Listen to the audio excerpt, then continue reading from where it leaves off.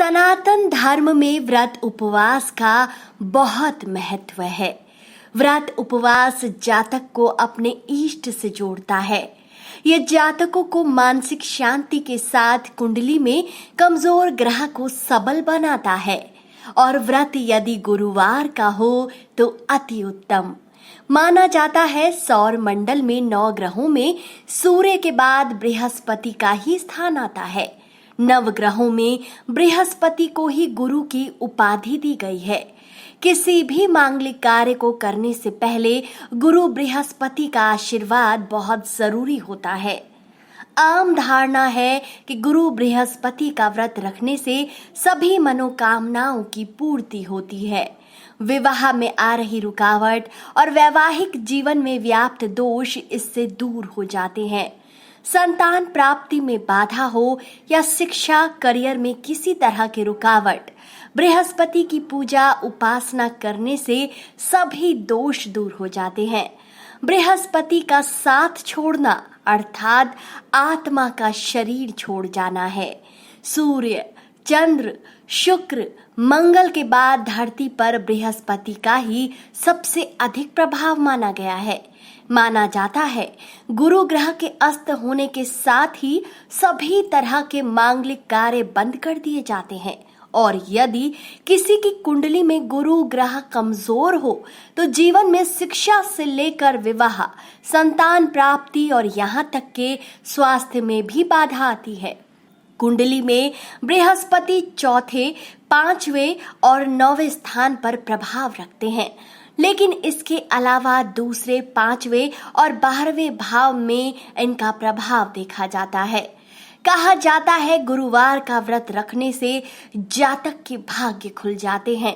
तो चलिए जान लेते हैं किन लोगों को रखना चाहिए गुरुवार का व्रत।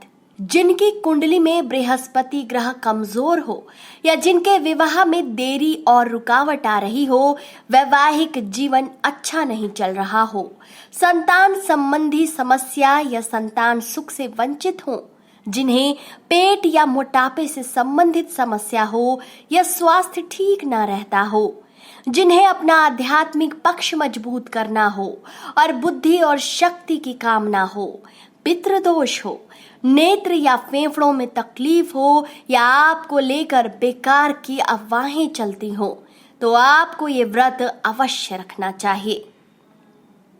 कब तक रखें बृहस्पति का व्रत? यदि आप गुरुवार का व्रत रखने की सोच रहे हैं तो लगातार 7 या 16 गुरुवार तक इस व्रत को जरूर रखें। बेहतर होगा कि इस व्रत का आरंभ अनुराधा नक्षत्र युक्त गुरुवार से किया जाए। इसके लिए ज्योतिष्य से सलाह जरूर लें। कैसे रखें गुरुवार का व्रत? इस दिन व्रती को सुबह स्नान कर विष्णु भगवान का ध्यान करके व्रत करने का संकल्प लेना चाहिए। इस दिन फल, फूल और पीले वस्त्र आदि से बृहस्पति देव और विष्णु जी की पूजा करनी चाहिए। उपवास वाले दिन श्री हरि की पूजा करने के बाद व्रत कथा जरूर पढ़ें या सुनें। इस दिन केले का दान करना शुभ माना जाता है, लेकिन केला खुद न खाएं। व्रत वाले दिन बिना नमक का पीले रंग का भोजन ग्रहण करें, लेकिन कथा सुनने के बाद ही भोजन ग्रहण करें।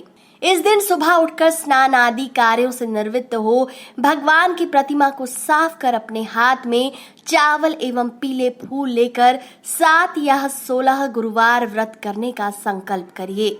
श्री हरि को छोटा पीला वस्त्र अर्पण करिए और अगर केले के पेड़ की पूजा कर रहे हैं तो भी छोटा पीला कपड़ा पेड़ पर चढ़ाइए।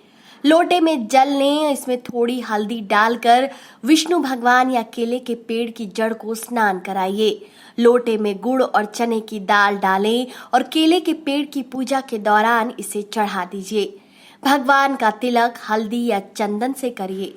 पीला चावल चढ़ाएं, घी का दीपक जलाएं और हाँ, कथा सुनना बिल्कुल भी न भूलें। कथा के बाद उपला लेकर हवन करिए।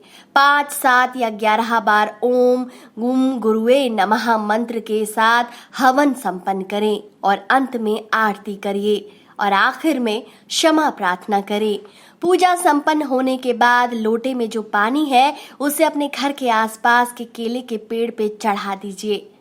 तो दोस्तों, आपको आज का ये वीडियो कैसा लगा? अपनी राय कमेंट सेक्शन में जरूर दीजिए। और क्या आप भी रखते हैं बृहस्पतिवार का व्रत? कमेंट सेक्शन में जरूर बताएं।